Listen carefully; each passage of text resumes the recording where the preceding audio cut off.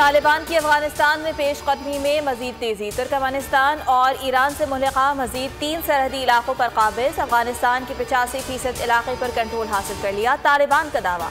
भारत ने कंधार में अपना कौंसलेट खाली कर दिया। रूस ने तस्लीम किया है कि तालिबान वक्त गुजरने के साथ मुतदिल हो चुके हैं और वो काबिल सियासी कुव्वत हैं।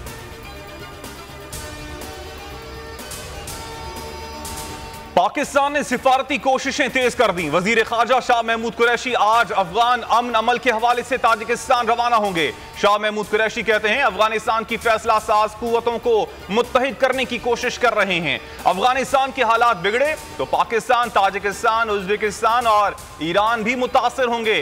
अफगान वजीर खारजा को पाकिस्तान के दौरे की दावत दी है। सरजमीन किसी के खिलाफ इस्तेमाल नहीं होने देंगे। पाकिस्तान अफगान अमन अमल का सहूलतकार है, जामिन नहीं। खाना जंगी हुई तो असरात पाकिस्तान पर आ सकते हैं। भारत को अफगानिस्तान में अपनी सरमायाकारी डूबती नजर आ रही है। हमने पहले ही तैयारी की हुई है।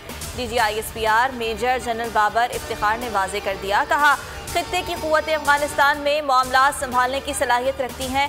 अमेरिका का जिम्मेदाराना इनखला चाहते हैं। अफगानिस्तान में बंदूक फैसला नहीं कर सकती, फैसला अफगान अवाम ने करना है।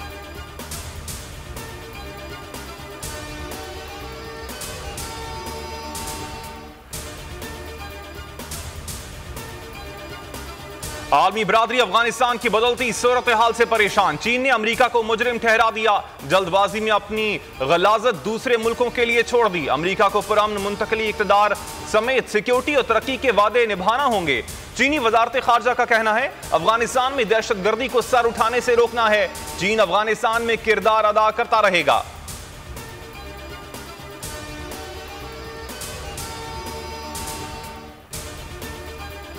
मुल्क भर में कोरोना की शिद्दत फिर बढ़ने लगी। मजीद 27 मरीज दम तोड़ गए। अमवात की मजमूई तादाद 22,582 हो गई। गुज़िश्ता 24 घंटों के दौरान कोरोना के 1,980 मुस्बत केस रिपोर्ट हुए।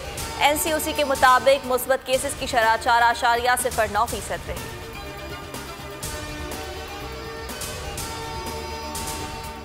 चेयरमैन पीपल्स पार्टी बिलावल भुट्टो अमेरिका के लिए रवाना हो गए। अमेरिका में बिलावल भुट्टो वजीर आला सिंध मुराद अली शाह को ज्वाइन करेंगे। अहम शख्सियात से मुलाकातों के अलावा एक कॉन्फ्रेंस में भी शिरकत करेंगे। चेयरमैन पीपल्स पार्टी का दौरा अमेरिका 1 हफ्ते तक मुहित होगा। विफाकी वजीर दाखिला शेख रशीद कहते हैं बिलावल अमेरिका के जितने चक्कर लगा लें इमरान खान 5 साल पूरे करेंगे।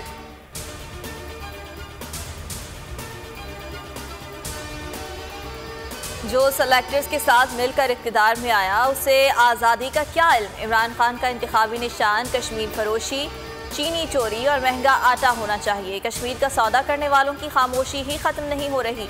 सेलेक्टेड सौगात पाकिस्तान में तबाही के बाद आज़ाद कश्मीर में बर्बादी की ख्वाहिशमंद है। मरियम नवाज की इमरान खान पर तनकीद, बोली अगर किसी ने धांधली की कोशिश की तो गर्दन से पकड़ेंगे। नून लीग वोट चोरों से अपनी सीट्स निकलवाना सीख चुकी। बिलावल और मरियम को कश्मीर की तारीख का भी नहीं पता। इनके वालिदैन ने मुल्क की दौलत लूटी और जायदादें बनाई। दोनों जमातों में जमहूरियत के बजाय बादशाहत का कल्चर है। इनको क्या पता मुल्क की मईशत को कैसे चलाया जाता है। फवाद चौधरी की तनकीद, कहा आजाद कश्मीर में भी तहरीक इंसाफ की हुकूमत होगी।